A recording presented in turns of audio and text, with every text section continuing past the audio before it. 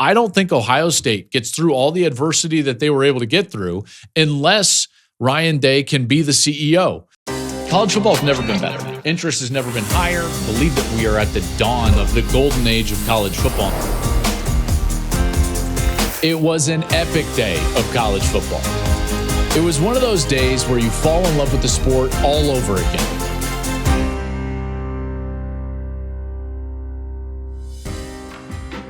Hey, welcome into the program. This is Joel Klatt's show. I am Joel Klatt. This show, as always, is brought to you by Hampton by Hilton, and we have a new national champion. The Ohio State Buckeyes have won the national championship, so congratulations to the Buckeyes and Ryan Day, and we will break all of it down right here coming up on the program. Hey, before we do that, just remember, rate and review us wherever you're listening to this podcast. Go ahead and subscribe to the YouTube channel. Hit that notification button. That always helps the show, and then get involved in the comments. And then wherever you like to social media, we are there. We're giving you all of our content out there as well at Joel Klatt Show, wherever you like to social media.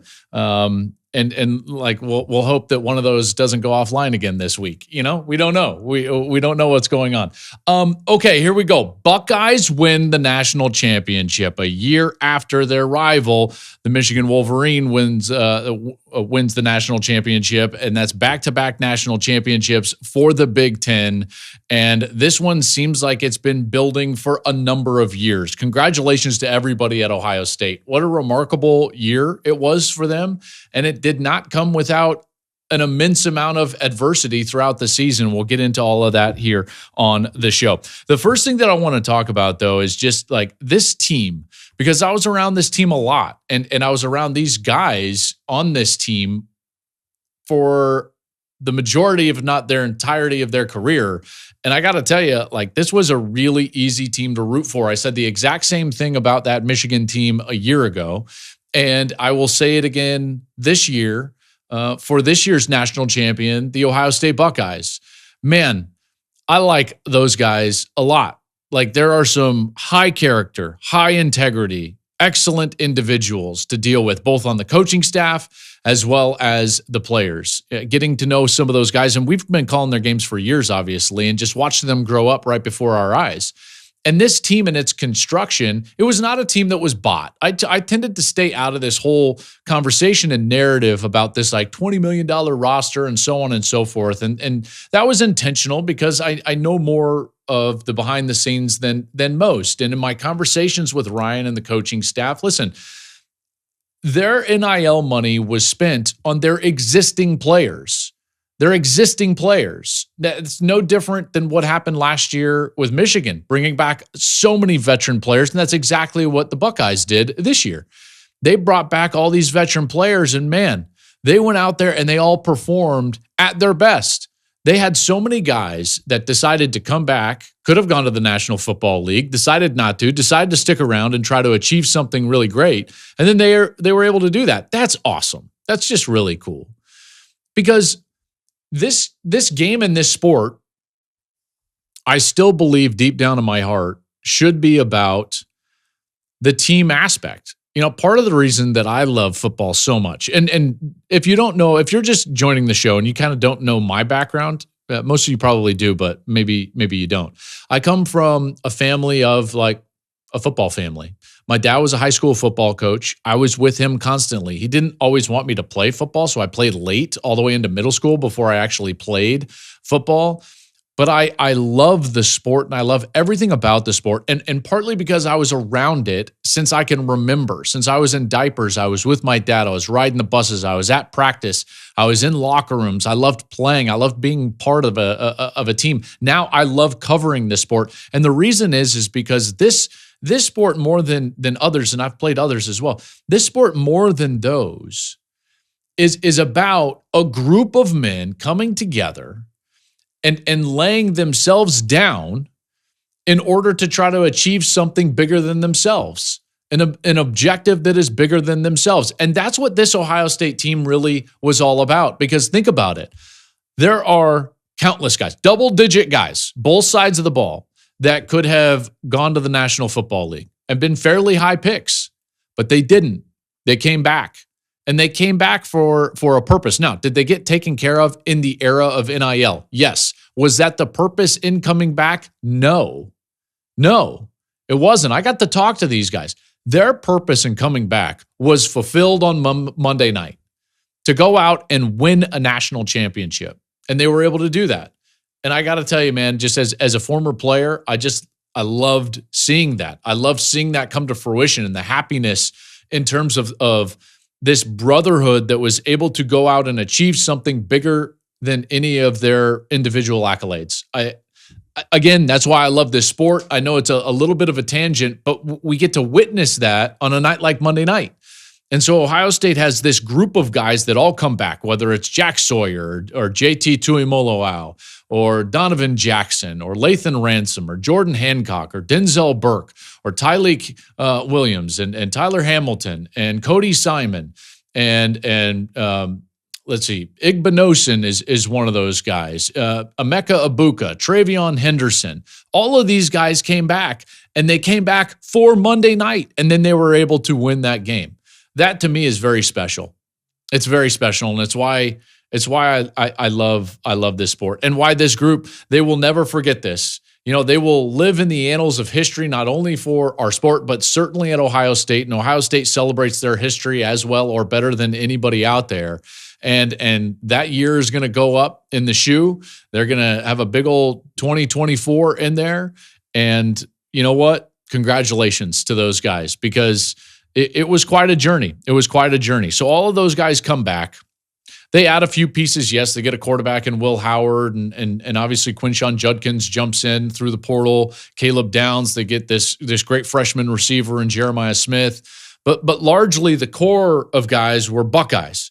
And that's where the leadership was. Even the four captains that walked out there for the coin flip, they were Buckeyes. And these guys all have played like 50-plus games, just salty veterans in our sport, which is actually really cool, and I'll get to in a little bit. But they go out there and they have a season that is not just sunshines and rainbows. That was not an easy season for this group. Think about what this group had to overcome. The midseason loss to Oregon, the loss to Michigan, which to this day is still bewildering to me, and I'm sure a lot of Ohio State fans. But they lose that game, and then you think about where this program was at. And I shouldn't say this program. I should say, like, you think about where the narrative was at surrounding the program, whether it was, surrounding the coaching staff or even some of the players. And they were able to kind of circle the wagons, go back into their building, in their locker room, and say, like, listen, we know who we are. And if we reach our potential and if we play our best football, we can go out there and we can still accomplish something really great. That's tough to do. It's incredibly tough to do. To be knocked down flat, because that game is such a monumental game. And we all know that. And I don't mean to bring it up, but it's like you have to understand where they came from just 4 games ago. They're just knocked down totally flat, and they've got to pick themselves back up and then go out there and play a grueling, elite 4 games in a row. Pretty staggering to see what they did. Go out there, crush Tennessee in front of their home fans, crush Oregon, the only team that went through the regular season undefeated in the Rose Bowl. Played Texas in Dallas, win that game, and just a classic game with that huge strip sack and score from Jack Sawyer. Then you go and you play Notre Dame, and it looks like it's yours for the taking. It looks like you're going to cruise to a victory, and now all of a sudden you're in a 1-score game. And in a lot of ways, like, this team, they had been forged through the adversity of the season, and that's a big reason why they were able to come out on top. 4 straight double-digit wins in this playoff: Tennessee, Oregon, Texas, and then Notre Dame. This team, at their best, was the best team in the country, and I don't think that there was really any question about that. This is a team that has it all. They've got the ability to have answers. I'll talk about that when I talk more about the actual game. But they've got answers everywhere. They've got veterans. They never panic. And I thought Will Howard played one of his best games as a Buckeye. It just reminds me of, like, where we're at in college football. And I keep I keep saying this, and there's really two more points that I want to make more generally about the team. And the first being that we're at a point in college football where we get to enjoy teams that have guys that come back and stay in school. Like, we don't get this anymore. We always lament in the sport of like college basketball, oh, we're never going to get those early 90s Duke teams. Whether you hated them or not, it was really cool to see them stay and play for 3 and 4 years. The UNLV team before that. Like, we don't get that now. Now, everyone laments that. Oh, all these players leave. And we're in an era that I know is frustrating for fans. And I don't want to minimize your frustration with all the roster movement and everything, but NIL is good for the sport. It's good for the sport. It's long overdue. Players have deserved the ability to go out and monetize their name, image, and likeness. And like, nobody has an argument with that. And so now what that's allowed teams to do and programs to do and players to do is stay in school. And now what we're seeing is more veteran teams. And now it's becoming the blueprint for how to win a national championship. Now, back-to-back seasons, we've had a team that basically committed. They all came back. Yes, the program invested through NIL to get those guys back. And you got guys that have played 40 and 50 football games in college that get to go out there and try to win a national championship, and they were able to do that. And that's exactly the case with Ohio State. So everyone asks me, by the way, all the time, you always say it's a dawn of the golden age of college football. What do you mean about the golden age? Well, that's part of it. I think what we're witnessing in terms of the blueprint and the makeup of who wins the national championship is part of what I think to be the golden age of college football. It's great right now. I love seeing these guys play 50 games and not 22, not 23. It's like, well, 2 years gone.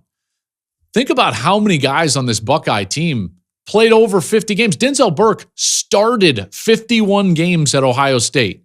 Emeka Egbuka stayed long enough to set the catch record for the Buckeyes. The history of their school, no one's caught more passes than Emeka Egbuka.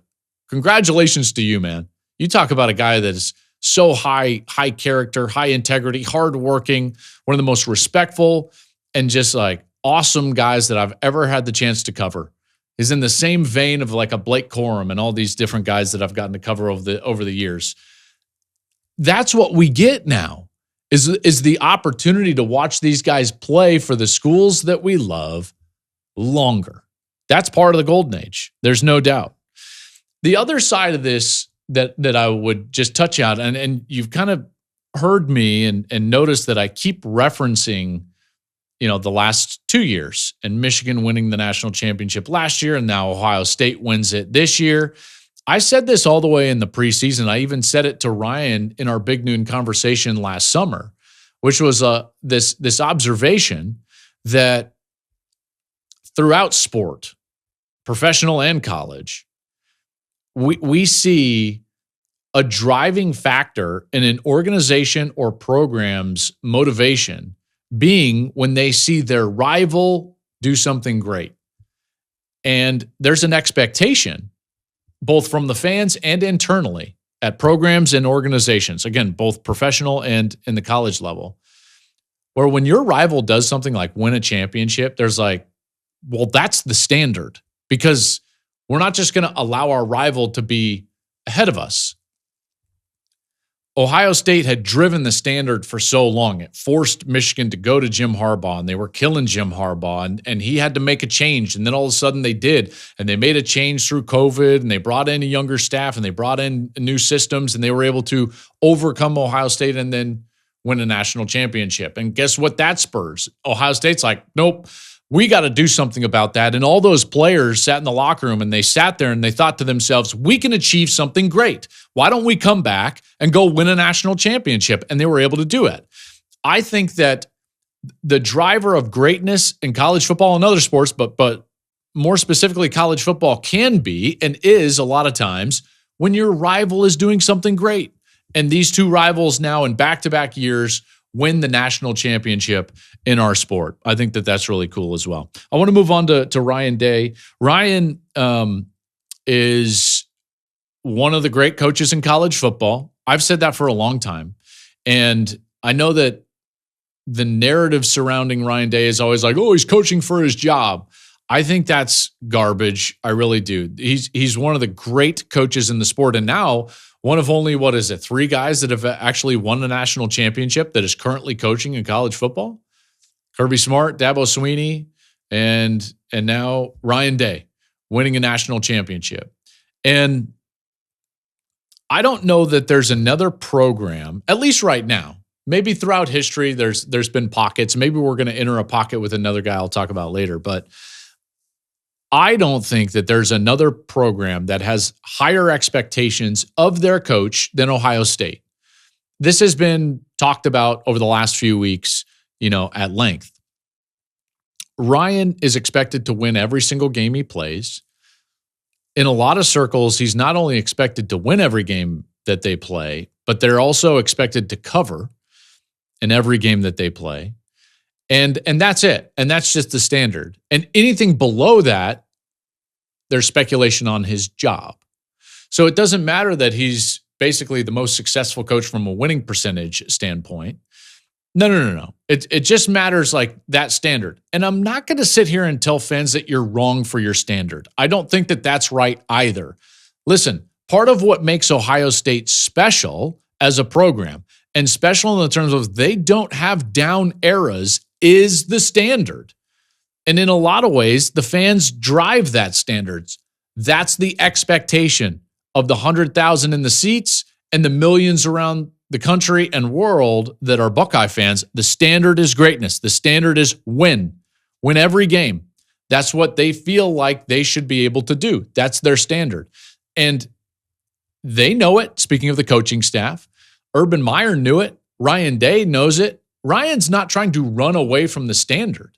He's trying to meet the standard, and it's not for the faint of heart, and if you've seen Urban Meyer's clip out there, I agree with him. It's a job that you go in and you got to swing at every single day. And it's so funny that that's the language that they use and Ryan uses specifically in terms of you just got to go in there and you got to swing and you got to fight, because that's what it tends to be. And I will just tell you this, like, Ryan's a really classy guy. He's got great character. He operates with integrity. He has always been great to us and gracious with us when we go in and cover his team. I considered him to be one of the guys that I would lean on in coaching circles, because listen, you cover all of these guys and at times, like, there are things that you want to bounce off of them as well. And Ryan's always one of those guys with me. I'm happy for him.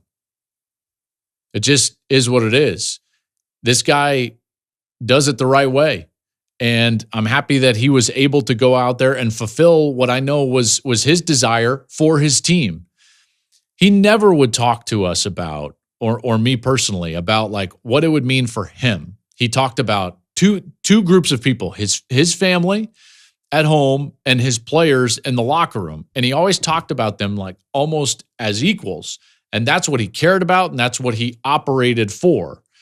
And so to see that come out, and he touched on this in his post-game interview as well, but to see him come out of that and win a national championship, knowing what he dealt with, I think is really awesome. Now, what are the things that make him elite? Well, we knew he was an elite offensive coach and an elite offensive play caller. However, I tell you what becomes even more impressive to me is when somebody will correctly view a situation and make an adjustment that doesn't necessarily seem like the most obvious adjustment. His superpower was calling plays. He was one of the great play callers in college football and really in football. I loved watching the film of him call plays, his rhythm and his feel for what defenses were going to do and when to take shots and so on and so forth. It was uncanny and it was really brilliant. He's a very smart guy. And yet, as a head coach, he had the wherewithal to kind of see this idea where I'm going to take a step back from my superpower, and I'm going to give those powers up to a guy that I trust. First Bill O'Brien, then Bill O'Brien goes to Boston College, then he hires Chip Kelly, who he's got a lengthy history with. And he's like, I'm going to be a better coach even without my superpower, which is calling plays. And you know what? That was the key difference in this season. I don't think Ohio State gets through all the adversity that they were able to get through unless Ryan Day can be the CEO. Just very quickly, if he's calling plays, he doesn't have the opportunity to sit down with the defensive coaches after the Oregon game and really go through the switches necessary, both schematically and philosophically, of how to make the defense better. Because the defense post the Oregon loss was excellent. Best defense in the country. And they changed some things. And I've gone over that in previous shows, so I don't have to go through it at length here. Real briefly, they changed the way that they rushed the quarterback. They changed the structure and the way that they got Caleb Downs involved on more plays through aligning him in the middle of the field. All of those things were a lot better in the back half of the year. He doesn't have that opportunity if he's calling plays and game planning as an offensive coordinator. So that's one switch. Secondly, I think the ability to identify and change what was going on the offensive side after the Michigan game. That only happens if you're a CEO. The ability to go out and get those players to come back, get them to commit to come back and build the roster, get Jeremiah Smith to commit and stay committed at Ohio State, to have the conversations with Caleb Downs and Will Howard. He built the roster. That is the number one skill of a head football coach in our sport, is to build the roster, talent acquisition. And he did that. And I don't think that he can do it as effectively if he's worrying about calling plays all the time. And so this idea to give up your superpower and to take more of a CEO role and to do that as well as he did in the first year that he attempted it speaks volumes for him, man. And a big hand for that decision, and then for everybody for going along with some of the changes that they made during the course of the season. And then to sit there and get that team ready to go out there and play after that Michigan loss, I'll tell you what, that was some coaching job. That was some coaching job by Ryan Day. Let's get into the game for a little bit. Okay, so this game was always a game that I thought favored Ohio State. And you saw that play out pretty, I would say, clearly and obviously in the first half. It was not a matchup that was good for Notre Dame. What they wanted to do on the defensive side was not conducive to stopping Ohio State. You cannot stop that version of Ohio State, I should say. No one's beating that version of Ohio State. They just beat everybody in the playoffs by 11 plus points, double-digit points. No one's beating them, okay? And when they're playing that way, the only thing that starts to slow them down is when you can control the line of scrimmage enough with your front four and play zone and kind of trap coverage on their wide receivers in the back end. If you're having to play man coverage, you're beat. I talked to them about this all season long, and man teams would come in and we'd all say the same thing. There's no way they're going to play man. And even Notre Dame had to back off the amount that they were playing man coverage because it just wasn't working. Early in that first half, Will Howard didn't miss a ball. I think he completed his first 15 passes or 14 passes, something along those lines in this game. It was impressive, partly because you can't hold up in man coverage against Jeremiah Smith and Emeka Egbuka and Carnell Tate and the backs, because the backs were a huge part of the game plan and they were fresh. This idea that you could get two backs, take the carries and really share them throughout the season in what was a really long and lengthy season, and get them to a point where they can play as fresh and as fast and as physical as they played in a national championship game. That's why you go out and get Quinshon Judkins. That's what was so impressive. So that version of Ohio State, terrible matchup for Notre Dame, terrible matchup. And that played out in spades in the first half. I kept saying, really ever since the Michigan game, I kept saying like, hey, if Ohio State wants to succeed offensively, they're going to get to the quick game early and do it horizontally with some of those screens, some of the kind of the RPO action plays. And they were able to do that. And when they got the ball in space to their playmakers quickly, it was a track meet, man. And Notre Dame couldn't stand up to that. And here's what is so interesting about that style of play for Ohio State. That style is what opens up the run game. And you saw some of those lanes get opened up early in the game. Now, in the second half, they got much more conservative as they were trying to bleed out clock with the big lead, and it almost came back to bite them. And that's where I just sit back and I'm very impressed with Notre Dame. That game it was totally out of hand. 31-7, 31 unanswered from Ohio State.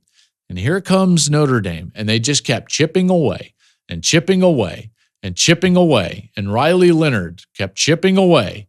And it's like, dang. And the defense would just, kind of get a stop here or there. They forced the fumble on Ibuka. And then all of a sudden you look up and Notre Dame is sitting there and it is a one-possession game late in the fourth quarter. And it's like, how in the world did this get to this point? Because in the first half, it's a track meet. I watched that game in the first half and think to myself, Ohio State can score 50. And then as soon as they go conservative and as soon as they start to just try to run the football kind of in a traditional sense without some of the quick game and horizontal game that they present, Notre Dame was able to settle in and get a couple of stops. And then they got the turnover. And all of those things allowed Notre Dame to get right back into that game. Now, I touched on this a little bit, and this version of Ohio State was not going to get beat by anybody. So this is by no means a knock on Notre Dame. I think that Notre Dame had a terrific year. This is an elite program, and Marcus Freeman has done an incredible job. That just wasn't the team that I felt like was going to be able to beat Ohio State, and you saw that play out. There's just too much talent. And what ultimately happened is that there were more answers for Ohio State than there were for Notre Dame. Let's just take it from an answers perspective. So Notre Dame goes right down the field, and they score on their opening possession. What a series that was. 18 plays, 9 minutes, and you're like, holy cow, are they going to be able to do that? And I'm texting with Steve here from the show and a couple of other groups, and I was like, that's totally unsustainable. That drive is totally unsustainable. There is no way on earth that Riley Leonard can continue to carry the ball 8 times a possession. That's exactly what Marcus Freeman ended up saying right after the game. No, we couldn't run Riley every play. It's not right for Riley, and it's not going to sustain the success we needed offensively. And we ran him a whole bunch that first series, and you look at the second series, we had 2 penalties, which ended up forcing us to punt. And in the third series, we had the miscommunication with the muff snapped, and that's the end of the half. Second half, we drove the ball. I thought we did a good job, with some tough situations. But we can't run Riley every single play, and that's not what the formula for success is. Okay, so even though they were able to move the ball later in the game, they just didn't have enough answers, because if they weren't running the football with him, they weren't able to run the football. And if you're not able to run the football, it becomes a drop back game. And then really the way that they were able to move the ball is in a lot of ways because of penalty, until late when Riley started making some really nice throws and Greathouse started making some really great plays down the field. So it started to open up at times, but their play wasn't sustainable. Even getting back to a one-possession game. It just felt like everything was a giant strain. Now, I don't understand why they kicked the field goal in the fourth quarter, which ended up being a miss versus going forward on fourth down. But I think that's going to be water under the bridge, and you kind of talk about game management at a different time. What you did see is that Ohio State did have answers, because when they came out after that first series defensively, what they were able to do is put some pressure on Riley Leonard. They started blitzing on normal downs or base downs in order to take away the run game and take away the quarterback run game, and then force them into a position where they were having to throw the football behind the chains. That's not how Notre Dame is going to have success. And that's where Ohio State was able to really build up the momentum and build up the lead. On offense, they just have too many places to attack. So there's no way that you can manipulate your defense enough or long enough in order to stop them for 60 minutes. I just don't it's not a thing. Now, it was in a couple of games, and it's because they got too conservative on the offensive side when they weren't conservative, when they were able to take shots, when they got the ball out of their quarterback's hands quickly, and then that led to run game, this team was largely unbeatable. And that's why they ended up winning the national championship. Last thing is that play late in the game. I will just say this, man. Jeremiah Smith is one of the best players I've seen in a long time. And it's hard to say that about a wide receiver because a wide receiver can go missing for large sections of the game. And I know that's a frustration for fans, but you're sitting there and it's like, well, where has he been the entire second half? And then when they needed him most, it's 3rd and long. They've got to have a conversion. It's a one possession game. Things are looking, I don't want to say dire, but it's like things are looking interesting for the first time. What do? They dial up just a straight go ball to Jeremiah Smith. Do you know the faith that you have to throw it to a true freshman on just a go ball? That is wild. And it just speaks to the level of play that guy brings to the table. He is special. And that was a great throw by Will Howard. Speaking of Will Howard, I thought it was Will Howard's best game as a Buckeye. His efficiency in the first half, his ability to move with his legs and get first downs with his legs, I thought was crucial at times. And I know this sounds great, but like you've got to have urgency in the pocket and yet move slowly. You don't want to be moving too quick. Like your mind has to process information fast and with urgency, but you got to look like you're under control. And Will Howard looked like he was under control that entire first half and largely throughout the entire game. He was tremendous. The other aspect of this offense that I think hasn't gotten enough attention, and I touched on it a little bit prior, the backs were fresh and fast. So Henderson and Judkins are weapons because they come in there fresh and fast. They're making people miss in the backfield. They're busting off long runs. You can throw it to them out of the backfield. Those guys were weapons. And it just makes me wonder to myself, like, man, I wonder what this team could have been if they would have had like their full complement on their offensive line for the entirety of the year, because they would have been a better rushing team than what they were. And yet here they are winning every playoff game by double digits, and they weren't even at their full capacity or full potential. And maybe nobody was. So that is what it is, because Notre Dame also had a bunch of injuries. But that offense was not going to be stopped. If they're playing aggressive, if they're playing that way from a play calling perspective, it was going to be a long night for Notre Dame. And it was. And it was because of the mismatch. When Notre Dame majors in is not what you need to do in order to combat what Ohio State does really well. I do want to just continue in terms of my compliments for Notre Dame. Marcus Freeman has elevated that place back to the elite level. And I know that Brian Kelly played for a national championship, and I know that he went to college football playoffs. And Brian Kelly did an incredible job at Notre Dame. And he brought them back in a lot of ways to a place where they were a prominent upper-level college football program. And he did that in the midst of difficulties from an academic standpoint. Okay, it's just tougher academics there than you're going to get at most places. That's a special place. And Marcus Freeman is a hell of a football coach, but he took the foundation that Brian Kelly laid and he elevated it. That's an elite program right there. And they're not going anywhere. Think about the fortitude and fight and grit that culture has to have, that locker room has to have, that sideline has to have, to go back out there and just keep fighting and fighting and fighting when you're getting handled in a national championship game. It's 31-7, and then they just kept chipping away and chipping away and chipping away and chipping away, and now all of a sudden it's an 8-point game. They're going to have a ton of those offensive linemen back. They got a lot of really good young players. They're fast, they're physical, and Marcus Freeman has elevated them to an elite program.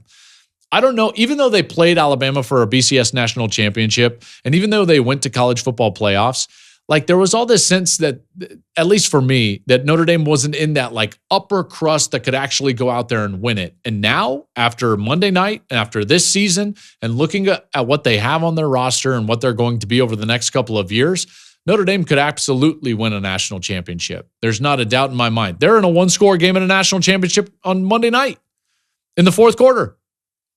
So That's an elite program. And Marcus Freeman is largely to thank for that because he elevated a great program to a point where they're an elite upper crust program right now. And it wouldn't surprise me at all if in the next few years, Notre Dame is able to host that trophy. Because in a lot of ways, you need some of these kind of forging moments for your program so that young guys feel it. And then all of a sudden, Notre Dame will be the team where everyone comes back and everyone commits and they're veteran and they've got guys that are out there with 50 starts each and 50 games played in college. And then you're the veteran team and then you win the national championship. I firmly believe that. Marcus Freeman has done one hell of a job. Those were two really good programs out there that really do it the right way. Last thing that I want to touch on here is kind of zoom back out to what we just got to witness, not just on Monday night, but for the entirety of the playoff. Now, did it take too long? And are there problems with the playoff structure? Yes. And I lament that and I talk about that and you understand. Okay, you understand that. However, what we just witnessed was awesome. The college football playoff expansion to 12 worked. This thing was fabulous. It was fabulous. As a college football fan, there is no way that you can sit there and witness what we just witnessed, whether it was Monday night or in the semifinals or in the quarterfinals or throughout the entirety of the back end of the regular season, conference championship game weekend, and say to yourself like, no, that wasn't better than it used to be. Nope, that's not a thing. This was great. This was one of the great seasons that we've witnessed in college football history, and this playoff achieved what we've always desired in college football, which was, without a shadow of a doubt, identify the best team as our national champion, and that's exactly what happened. That is exactly what happened. There is no team that can wake up on Tuesday morning or Wednesday morning and say to themselves like, yeah, but if we would have had a chance. That's not a thing anymore. We don't have a split national champion. We don't have a team that was left out of a 4-team playoff, left out of a 2-team BCS national championship game. We do not have a team that has a gripe. Everybody had a chance. Everybody. And everyone got to come to the table, and Ohio State gets to take the trophy home. And that was the best team. The best team in college football was Ohio State this year, and they won the national championship. So this playoff not only achieved that objective, but it made it amazing. We got to see postseason games on campus. We got to see what a playoff always should do, which is, yeah, you might have a few games that have a large margin in the first round, but we started to get some better games and great games and great. That's exactly what a playoff should do, is that you start to weed out some of the teams that, qualify, get themselves in there, but maybe aren't going to make a championship run. And then you get some teams in there and it's like, listen, they're playing their best football and you're going to get great football games. And we got a great football game in the semifinals, each of them. And we really got a quality game, even though it was a large margin at one point. We ended up getting a quality game in the national championship. So the college football playoff has done what it achieved, what it set out to achieve. Made the season incredible. And this was a great year. I thought we had great matchups. I think that we can have more. I do think that we're going to get some tweaks. Namely, like it took too long. All right. It took too long. January 20th and a Monday night is no time to be celebrating our sport. We need to move that closer to the regular season. But having said that, man, like it's hard to argue with what we got with this actual legit 12-team college football playoff, identifying what we all know to be now is the best team in college football, which is the Ohio State Buckeyes. Congratulations to Ohio State. Ross Bjork, Ryan Day, everybody at Ohio State. What an incredible year. On Thursday, I'm going to have my way too early top 25 episode coming out. So you're going to want to come back on Thursday morning because I'm going to have that. And I got to tell you, we're starting to see a little bit of a blueprint now in modern college football with NIL and with transfer portal. What's actually winning at the top end? It's not always just how you recruit, but it's also how you retain and you get older veteran players to come back to your team. I'm just saying, like, there's one team following that blueprint right now. And in my way too early top 10, for the 2025 season, you're going to see Penn State in there somewhere. You're definitely going to see Penn State in there somewhere. Another announcement. Okay, so I've been teasing this for a long time, and I actually asked you guys on the show, would you want us here at the Joel Klatt Show to do a schematic series of football and just talk about football and kind of teach football from my perspective, from maybe a coaching perspective, so that you can understand the game better? Because it's the most popular sport in our country by far and the least understood from a schematic standpoint. So we have got the Understanding Football schematic series coming to YouTube. If you are not over at YouTube yet, you've got to get over there. You subscribe to the channel, you hit the notification button, and you will know when all of this is dropping. We have got 3 videos debuting here soon. In fact, our first Understanding Football is dropping on Monday, January 27th. Okay, so Monday, January 27th on YouTube. Get over there. Understanding Football with the Joel Klatt Show is coming. Big thanks to Hampton by Hilton. What an incredible college football year. We'll be back on Thursday. And folks, I hope you had a great weekend, a great Monday night, and we'll be back on Thursday.